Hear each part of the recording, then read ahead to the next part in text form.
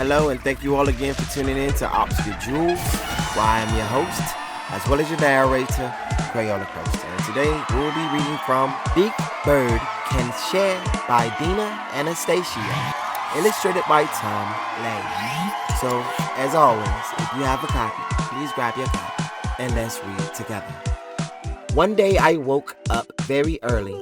I rubbed my eyes, stretched, and looked out of my nest.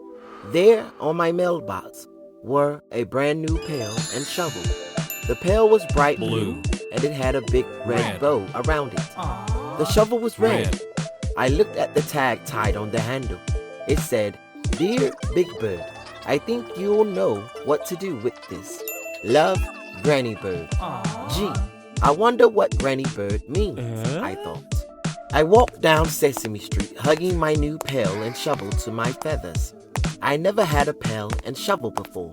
"Hey, Turkey," called Oscar the Grouch from his can.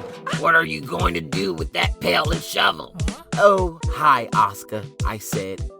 "Well, Slimy and I could use them to dig for worms," Oscar said. "How about it?" No, Dad. But I didn't want to share my new pail and shovel with Oscar and Slimy. And I really wasn't sure I wanted any worms in it. Disgusting. "Gee, Oscar, not now. No, Sorry." they don't. And I walked away fast.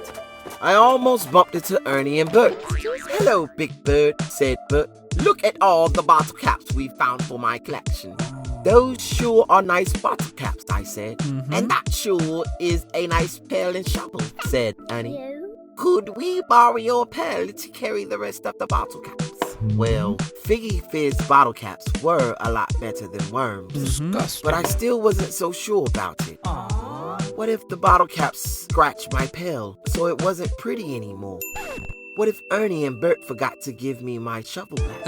I hesitated. I didn't want to share my new pail and shovel with Ernie and Bert. "Never mind," Said Bert.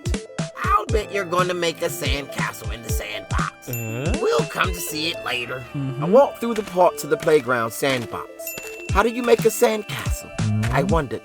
I had seen people make sand castles, but I had never done it before myself. I sat down in the sandbox. I scooped sand into my pail with the shovel and then poured out the sand into 3 piles. I wondered if this is what Granny Bird meant. I thought, but somehow I didn't think it was what Granny Bird meant. After a little while, Grover came along. "Hello, Big Bird," Grover said to me. "I could not help but notice that you are trying to build a cute and wonderful sandcastle." Grover sat down in the sandbox.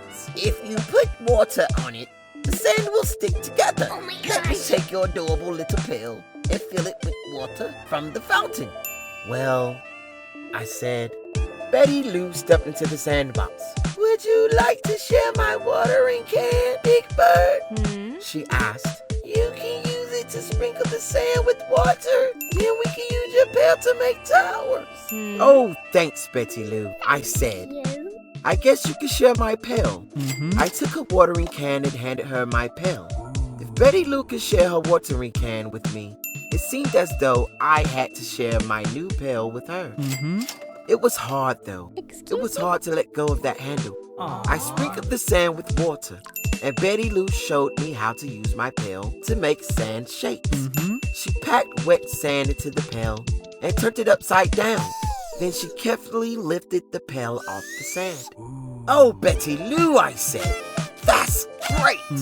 Now it was really starting to look like a sandcastle instead of just bumps. "Oh, I am so excited!" cried Grover. "Building in the sand is fun!" "Hey, everybody!" I called to my friends. "Come and look at the neat sandcastle we're making with my new pail and shovel." "Hey, Big Bird, we want to share work on sandcastle," called the familiar voice. Cookie. It was Cookie Monster coming over with Prairie Dawn to help. "This castle needs more delicious towers," Cookie. cried Cookie Monster. "This fort needs windows and doors," said Prairie Dawn. "Let us make a tunnel between our castles," Grover said to me. Other friends came to help build the sand city. "This castle needs a moat," said Betty Lou, and she began to dig. "And a bridge to go over it," said Harry Monster. Ernie and Bert came over to see what everyone was doing. Look at the neat sand city, Ernie, said Bert.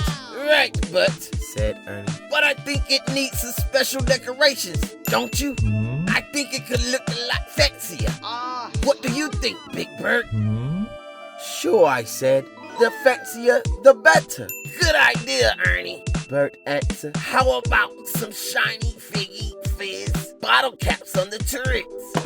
I couldn't believe that Bert would share his Figgy Fizz bottle cap collections, but he did. When all the castles and forts and bridges and roads were finished, everyone stood back and admired the magnificent Sand City. Gee, everybody, I cried. Our Sand City is so beautiful. Honk, honk, honk, honked the honkers. Thank you for sharing your pail and shovel with us, Big Bird, said Harry Monster and the others. I smiled. This what Granny Bird meant.